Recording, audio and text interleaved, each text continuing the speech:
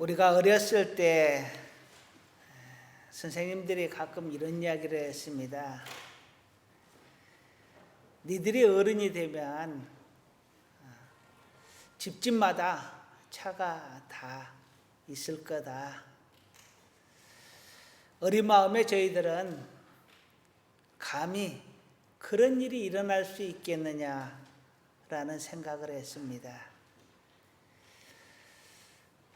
그때는 자전거 하나도 갖기가 힘든 때였거든요. 그런데 집집마다 차가 있는다는 것이, 차가 한 대씩 보이면 신기해서 그 차 뒤따라 다니느라고 온통 먼지를 뒤집어 쓰고 그랬던 시절이었는데, 각 가정마다 차가 있다는 것이 도대체가 실감이 되지가 않았습니다. 그런데 오늘날은 각 가정마다가 아니라 가족 개개인마다 하나씩 차가 생겨나고 있습니다. 세상은 참 급격하게 너무도 빨리도 변해갑니다. 우리는 다 그래서 누구라도 운전을 하고 삽니다.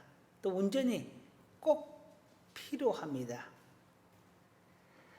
여러분은 운전대를 잡고 가면서 무슨 생각을 하는가요? 안전하게 가야 되겠다라는 생각을 많이 할 겁니다. 어떤 때는 좀 빨리 가야 되겠다라는 생각을 할 때도 있을 겁니다. 우리의 인생은 운전과도 같은 것 같아요. 누구나 해야 되는 것이고, 또 누구나 한번 출발하면 또 멈추는 때가 있고, 자동차 운전과 인생이 다른 점이 있다면, 인생은 한번 가면 다시 돌아올 수 없지만 자동차는 다시 돌아올 수 있다는 겁니다. 그러고 보면 인생보다 자동차 운전이 훨씬 더 가볍게 느껴지죠. 우리는 운전을 하면서 많은 신호등이나 규범들을 머릿속에 기억하고 그것을 지키기 위해서 노력을 합니다. 물론 어떤 때는 알면서도 휙 지나가 버릴 때도 있습니다. 그러나 누구나 다 이 교통신호를 준수를 하려는 기본적인 마음은 다 있습니다. 그리고 이것이 지켜져야 우리가 안전한 운전을 할 수 있고, 우리의 모든 위험으로부터 우리가 안전함을 받을 수 있습니다. 내 가정도 교통사고로부터 지킬 수가 있는 것이고요. 이 신호는 지키라고 있는 것입니다. 지켜야 안전합니다. 삶에도 신호가 있습니다. 이 삶이라는 운전, 그 과정에서 우리는 반드시 신호를 지켜야 합니다. 그 신호를 잘 지키면 우리는 안전하게, 평안하게 삶을 영위할 것이고, 그렇지 않으면 우리가 위험에 처할 수도, 망할 수도, 죽을 수도 있습니다. 사람들은 자신의 지혜와 지식에 의존해서 삶의 운전을 하기도 합니다. 어떤 사람은 주위 사람에게 의지하며 삶의 운전을 하기도 합니다. 그런데 가장 정확하고 가장 명확한 신호는 하나님이 우리에게 주시는 성령의 감동일 것입니다. 물론 이것을 인정하지 않는 분들도 많이 있겠지만요, 아무리 아내가 좋은 말을, 지혜로운 말을 해준다 할지라도 그것을 달게 받아들이지 않으면 아무 소용이 없거든요. 에이 또 바가지 긁네라고 생각을 하면 아무리 좋은 말도 멍청한 말로 변해버립니다. 아무리 좋은 신호를 우리에게 보내줘도 우리가 받지 않으면 아무 소용이 없는 것입니다. 오늘 본문을 한번 보겠습니다. 본문을 보게 되면 3절에 다윗이 거기서 모압 미스베로 가서 모압 왕에게 이르되 하나님이 나를 위하여 어떻게 하실지 내가 알기까지 나의 부모가 나와서 당신과 함께 있게 하기를 청하나이다 라고 합니다. 여기서 말하면 하나님께서 다윗에게 어떤 신호 메시지를 보내주지 않아서 다윗이 자기가 결정하고 모압 땅으로 자기 부모라 가족들이나 이 사람들 데리고 들어갔다라는 이야기입니다. 신호가 없으니까 내가 알아서 결정을 한다라는 것입니다. 그렇게 모압 땅에 거주를 하였을 때 모압 왕은 기꺼이 다윗과 그 식솔들을 받아줍니다. 환대를 하지요. 그때 하나님께서 선지자 갓을 다윗에게 보냅니다. 다윗에게 보내서 여기에 있지 말고 유다 땅으로 들어가라 라고 말을 합니다. 그러자 다윗이 그 말을 듣고 즉시 유다 땅으로 다시 들어가게 됩니다. 지금 이 상황은 다윗이 사울 왕을 피하여 도망 다니고 있던 시절입니다. 언제 죽을지 모르는 그렇게 목숨이 경각에 달한 그 상황 속에서 다윗은 도망가고 싶었을 것입니다. 죽음으로부터 도망. 나 혼자 죽는 것도 아니고 모든 가족이 다 함께 죽을 수 있는 그런 위태위태한 상황. 함께한 사람들도 같이 멸망할 수 있는 그러한 상황. 매일매일 죽음을 극복해야 되는 그러한 상황. 너무도 절박한 상황 속에서 다윗은 하나님의 뜻보다 자신의 지혜를 먼저 의지하여 도망을 가게 됩니다. 그러나 하나님의 뜻은 달랐습니다. 하나님은 이미 다윗을 보고 계셨던 것이지요. 그래서 다윗이 어디로 가는지까지도 알고 있었던 것입니다. 하나님은 다윗이 유다 땅에 머물기를 원하셨습니다. 왜냐하면 이미 다윗에게 기름 부어 이스라엘의 왕으로 삼기로 작정을 했으니까요. 이 사람은 이스라엘의 왕이 될 사람입니다. 그런데 망명 가는 것을, 도망가는 것을 하나님이 허락하지 않으셨던 것입니다. 용납할 수 없었던 것입니다. 그렇게 다윗은 자기 생각으로 모압 땅으로 피신을 갔다가 하나님께서 선지자 갓을 통하여 말씀하시자 다시 즉시 돌아오게 됩니다. 하나님의 신호를 기다리지 않았던 다윗이지만 정작 하나님의 신호가 있었을 때 그는 즉시 그 하나님의 신호에 순종을 하였던 것입니다. 우리는 알지 못하지만 하나님은 우리에게 늘 신호를 보내고 계십니다. 우리를 늘 보고 계십니다. 필요한 시기에, 적절한 시기에 하나님은 신호를 보냅니다. 물론 그 신호를 보내는 때를 마귀도 압니다.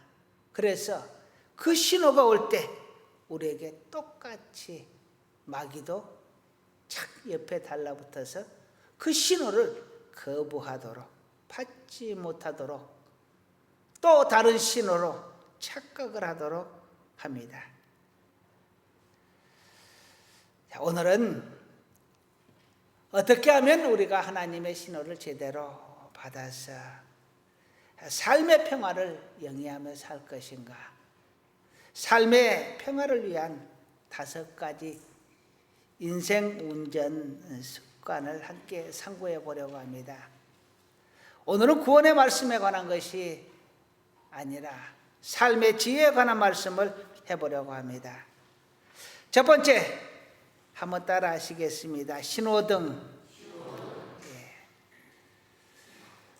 인생에 신호등이 있고 자동차 운전에 신호등이 있는 것처럼 하나님의 신호등이 있습니다. 여러분은 신호등이 사람을 위해서 만든 것이겠어요? 차를 위해서 만든 것이겠어요? 근본적인 것은 사람을 위해서 만든 것이죠. 하나님의 신호도 마찬가지입니다.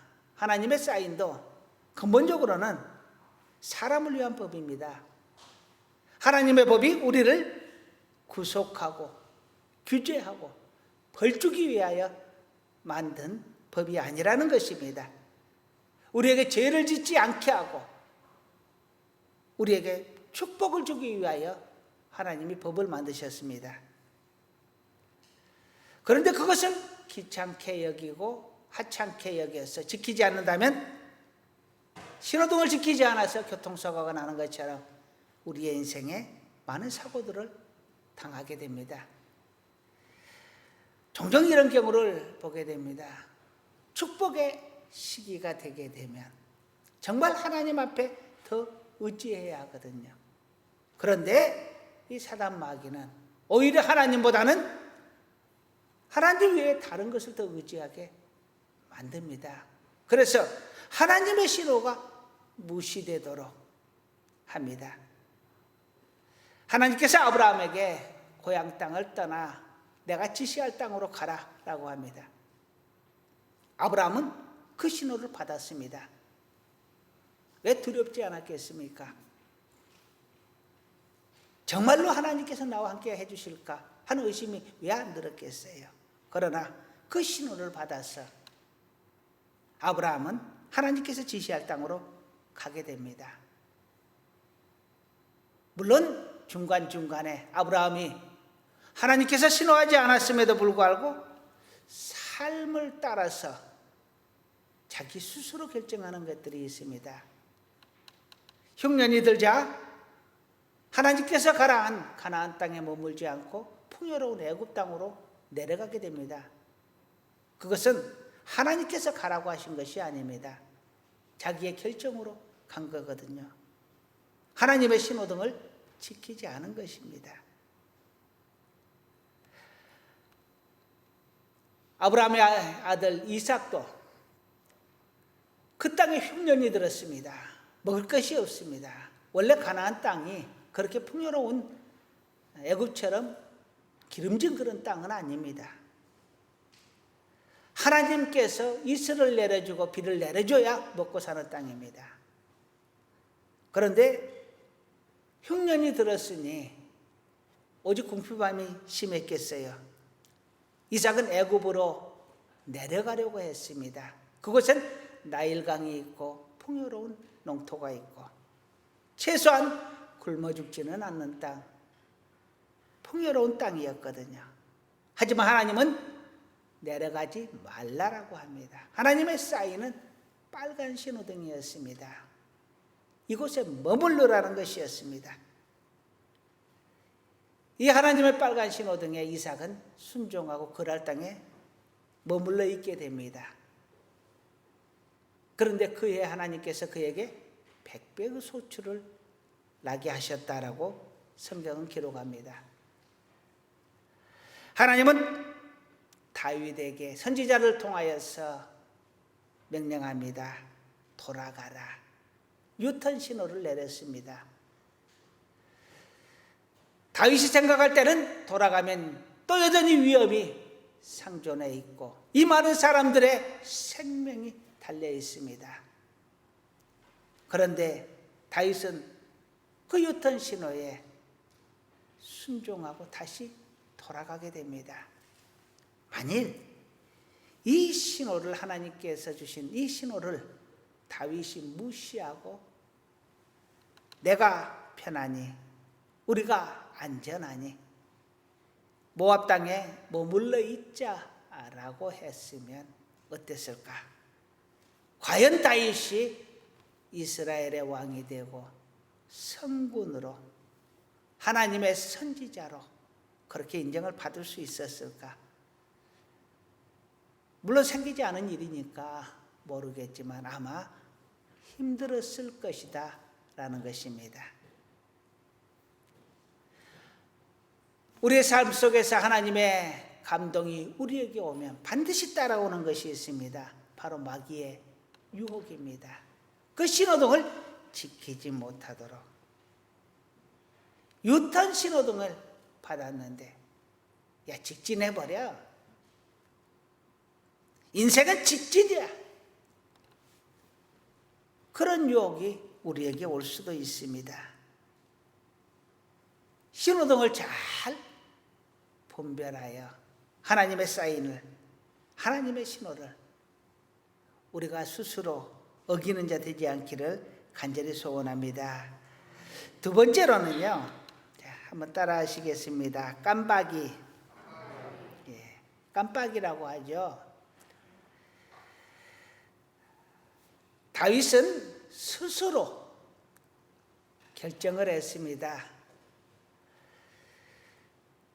신호 없이 즉시 모압 땅으로 가버렸던 것입니다. 하나님에게 여쭤본 것이 아닙니다. 혼자 결정을 한 것입니다. 살다 보면 갑작스런 결정, 독단적인 결정, 돌발적인 어떤 행동들을 우리가 하게 됩니다. 부부간에도 그런 결정을 많이 하고 그것으로 인하여 많이 싸웁니다. 사전에 의논 좀 하면 오직이나 좋습니까? 협의를 좀 해서 지혜로운 결정을 내린 후에 하면 오직 좋겠습니까? 다 해놓고 사후에 통보를 합니다. 이렇게 했으니까 그렇게 알아. 소통의 부재죠. 그런데 생각이 같으면 좋은데 생각이 같지 않은 경우가 많이 있습니다. 깜박이가 있어야 됩니다. 사전에 이렇게 하겠노라라고 의논하는 것이 있어야 합니다. 더더욱 부부간에, 가족들 간에는 더더욱 그렇습니다. 일방적인 운행, 이건 자제해야 합니다. 아브라함이 조카 롯을 불렀습니다. 조카 롯의 가족도 가축도 너무 많아졌고 아브라함의 가족도 가축도 너무 많아졌습니다. 그래서 한 곳에서 두 가족이 거주하기가 너무 어렵게 되었습니다. 그러자 아브라함이 롯에게 말합니다. 내가 좌하면 내가 우하고 내가 우하면 내가 좌하겠다. 내가 먼저 선택을 해라 하는 것입니다. 아브라함이 신호를 주었습니다. 이 신호는 아마도 하나님으로부터 왔을 것입니다. 그래서 조카가 선택한 지역을 벗어나서 아브라함은 광야 지역으로 들어가게 됩니다. 조카 롯은 풍요로운 땅을, 도시 지역을 선택을 하였고요. 우리는 서로 각자 깜빡이를 켜야 합니다. 사거리에서 깜빡이를 켜지 않고 갑자기 좌회전을 하거나 다른 차가 진행 신호가 있는데 갑자기 끼어들거나 하면 사고가 나게 되어 있습니다. 우리 인생에도 마찬가지입니다. 다른 사람의 진로를 방해하지 않도록, 또 가족 간에 서로 의견이 다르지 않도록 사전에 깜빡이를 켜고 의논을 하여 진행을 하는 것이 바람직합니다. 자, 세 번째로 한번 따라 하십니다. 안전거리요. 안전거리. 예. 요즘 코로나19로 마스크 쓰는 것이 습관이 되어 있고 생활거리 지키기를 해가고 있습니다. 근데 너무 오랜 기간 하다 보니까 아마 피로가 누적이 되어서 이것도 좀 소홀해지는 경향이 있는 것 같습니다. 하지만 이것은 나를 위한 것이기도 하지만 또한 우리를 위한 것, 그리고 상대방을 배려하기 위한 것입니다. 하나님께서 성막을 짓게 하고 그 성막을 장소로 구분을 합니다.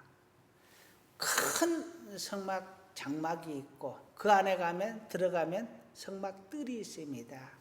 성막의 문은 하나밖에 없습니다. 성막 뜰에 있고 그 다음이 성소, 그 다음에 휘장이 또 하나 있고 그 다음이 지성소입니다. 지성소에는 아무도 들어가지 못합니다. 1년에 한 번 대제사장이 들어가서 속죄 제사를 드리는 곳이고요. 그리고 뜰은 일반 백성들도 들어갑니다. 그러나 성소는 제사를 맡은 사람들만 그곳에서 일을 할 수가 있었습니다. 이렇게 하나님의 성막도 뜰과 성소와 지성소로 장소를 구분해 두었습니다. 역할에 따라서 그곳을 들어갈 수 있는 사람도 있었고 들어갈 수 없는 사람도 있었습니다. 하나님께서 모세를 시내산으로 불러 올렸습니다. 그리고 모세에게 법을 줍니다. 그런데 산 중턱까지 모세가 아론과 장로들과 이 사람들을 데리고 산 중턱까지 올라갑니다. 그리고 그들은 산 중턱에 머물게 하고 모세 혼자 산 꼭대기에 올라가게 됩니다. 하나님의 법을 받는데도 모세와 장로들이 머무는 곳이 달랐고 장로들과 백성들이 머무는 곳이 달랐습니다. 거리를 서로 뛰게 했어요. 그리고 그들로 하여금 올라오지 못하게 했습니다. 왜냐? 올라오면 죽게 되기 때문입니다. 이렇게 성막에도 거리가 있었고 하나님의 법을 받는 시내산에서도 거리를 두었습니다. 그런데 고라와 다단과 아비람이 모세에게 항변을 합니다. 우리도 하나님의 영광을 보았고 하나님을 보았는데 왜 너만 거룩한 위치에 있느냐? 그래서 모세와 아론에게 반기를 듭니다. 하나님은 그들을 징계하셔서 죽게 하셨고요. 우리 가족들도 마찬가지입니다. 가정이 화목하고 오래 가려면 적당한 거리가 필요합니다. 가까운 사람일지라도 어쩌면 가까운 사람일수록 더 깍듯하게 예의도 차리고 행동도 조심하고 말씀도 조심해야 합니다. 자칫하면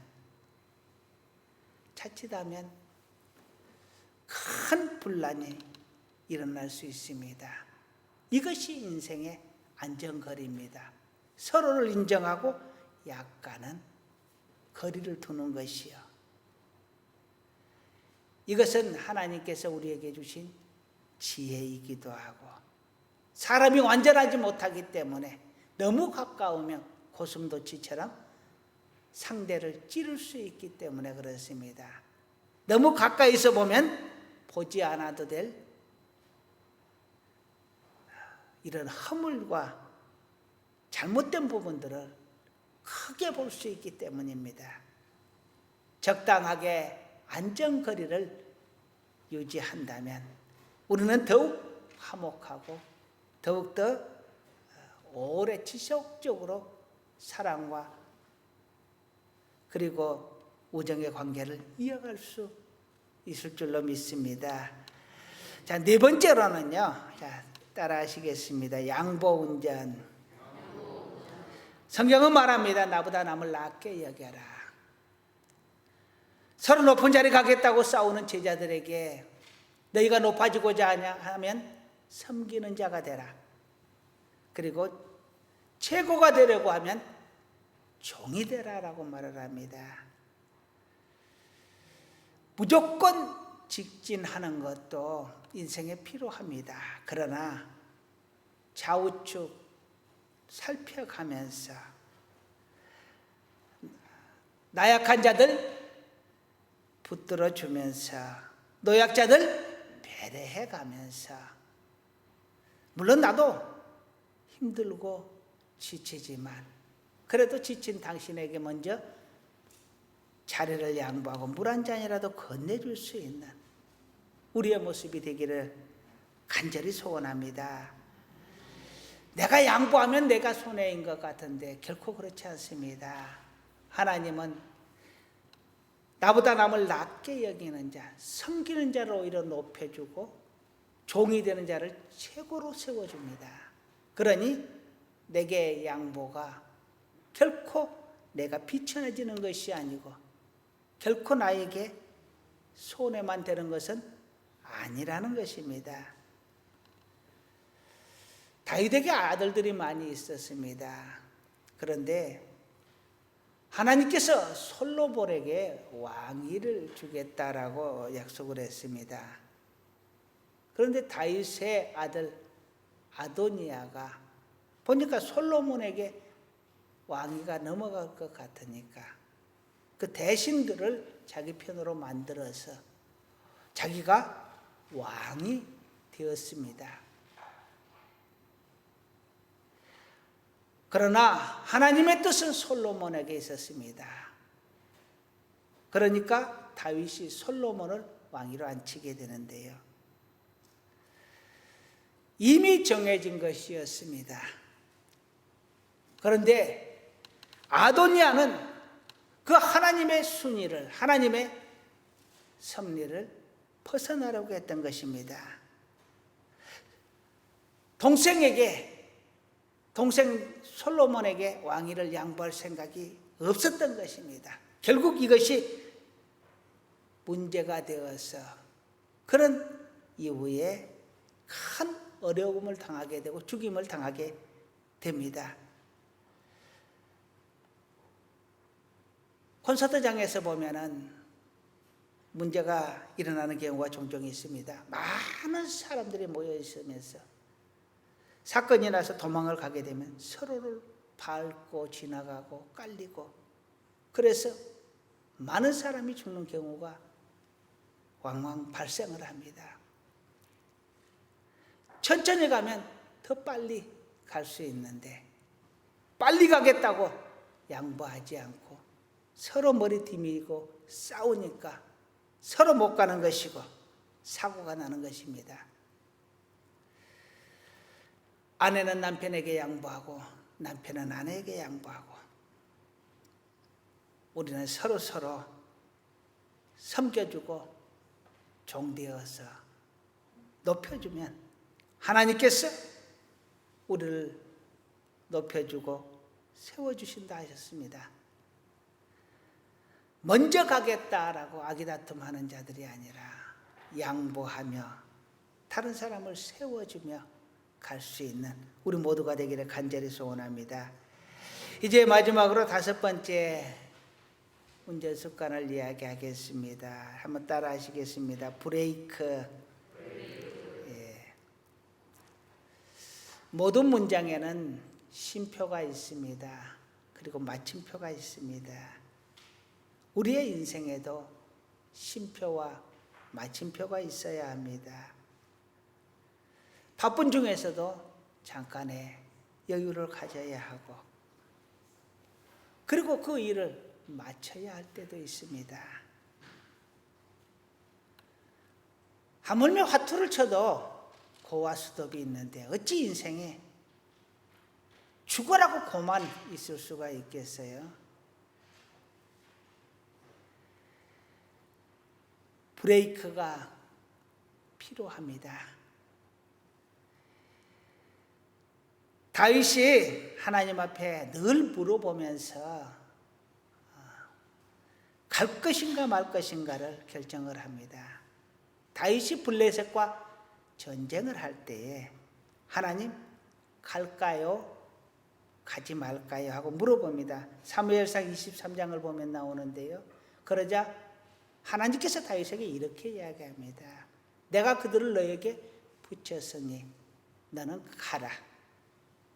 고라는 명령이 떨어집니다. 다윗은 군대를 이끌고 가서 전쟁에서 승리합니다. 왜냐? 하나님께서 가라고 하셨기 때문에. 하나님께서 가라고 하실 때는 내가 너와 함께 가겠다라는 명령도 함께 들어있기 때문에.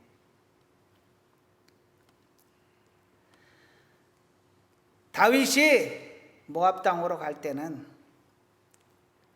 하나님의 신호를 기다리지 않고 자기가 결정해서 갔습니다. 그런데 다윗이 빨간 신호등을 받게 됩니다.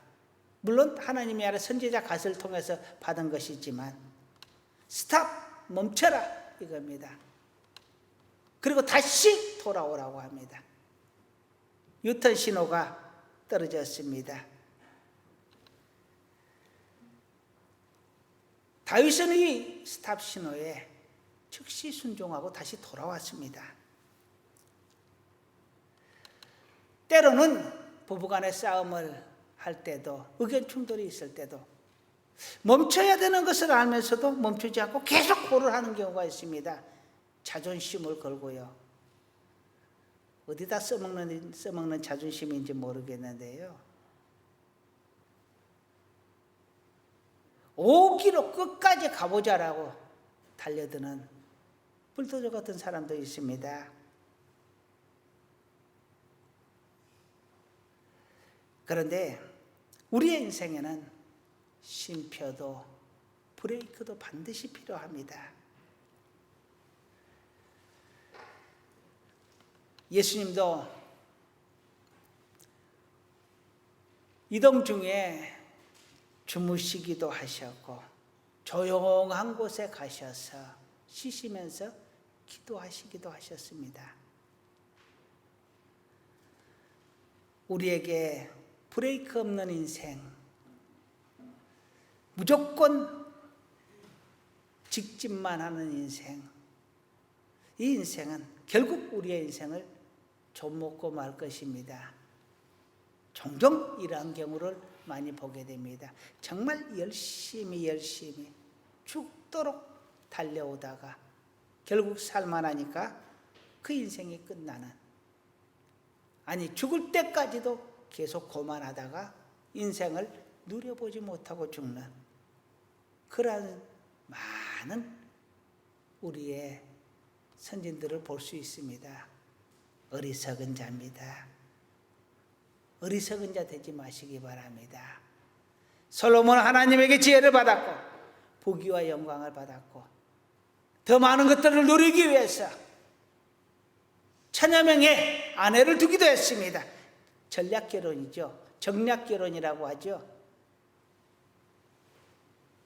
그러나 그는 말년에 이야기를 합니다. 헛되고 헛되며 헛되고 헛되니 모든 것이 다 헛되도다. 바람을 잡으려는 것과 같다라고 이야기를 합니다. 이제 말씀을 마무리하려고 합니다. 화평한 삶을 사는 것은 누구나가 다 원하는 것입니다. 이 화평한 삶을 위해서는 5가지의 인생 운전 습관이 있습니다. 자, 한번 따라 하시겠습니다. 신호등을 지킵시다. 깜빡이를 켭시다. 안전거리를 지킵시다. 양보 운전합시다. 브레이크를 잡읍시다. 너무 직진만 해가지 마시고 한번 좀 돌아볼 수 있기를 바랍니다. 너무나 큰 사고를 당해서 누워 있으면 많은 지난 날들을 다시 한번 돌아보게 된다고 합니다. 저는 긴 기간은 아니지만 죽을 수도 있겠다라는 생각을 하는 그 짧은 기간 동안에 삶을 돌아본 적이 있습니다. 그랬더니 잡지 않아도 될 것을 잡기 위하여 소중한 것들을 놓치고 산 시간들이 많더라고요. 우리의 삶 속에서 정말 화목하고 평안한 삶을 원한다면 때론 내가 낮아지기도 하고 때로는 양보도 하고 때로는 브레이크도 잡고 다른 사람에게 신호도 보내고 언제나 서로 사랑하며 협력하며 살아가는 우리 모두가 되기를 간절히 소원합니다. 성경은 말합니다. 욕심이 잉태한 즉 죄를 낳고 죄가 장성한 즉 사망을 낳느니라. 조금만 내려놓고 갑시다. 너무 욕심 많게 많이 짊어지지 말고 조금만 천천히 갑시다. 조금만 양보하며 갑시다. 누구보다 당신들의 옆에 있는 아내에게, 남편에게. 그러면 우리는 조금 더 행복해질 수 있고 조금 더 평안해질 수 있을 것입니다. 우리의 인생 이 여행이 다 끝났을 때 하나님 앞에서 참 즐거웠습니다. 말할 수 있는. 옆에 있는 사람에게 당신 때문에 참 행복했습니다. 말할 수 있는 우리의 평안한 그리고 화평한 인생 운전될 수 있기를 간절히 축원합니다. 기도하시겠습니다. 하나님, 우리는 인생을 운전하는 운전자입니다. 하나님께서 주신 생명입니다. 이 생명 안에서 우리 하나님의 뜻 가운데서 서로 화목하며 협력하며 사랑하며 살아갈 수 있도록 붙들어 주옵소서. 나만 고집하는 자 되지 않게 하시고 내 욕심으로 인하여 다른 사람에게 상처 주는 자 되지 않게 하시고 서로 손에 손을 잡고 주님의 뜻을 합력하여 이루어가는 우리 모두가 되게 하여 주시옵소서. 예수님의 이름으로 기도드립니다. 아멘.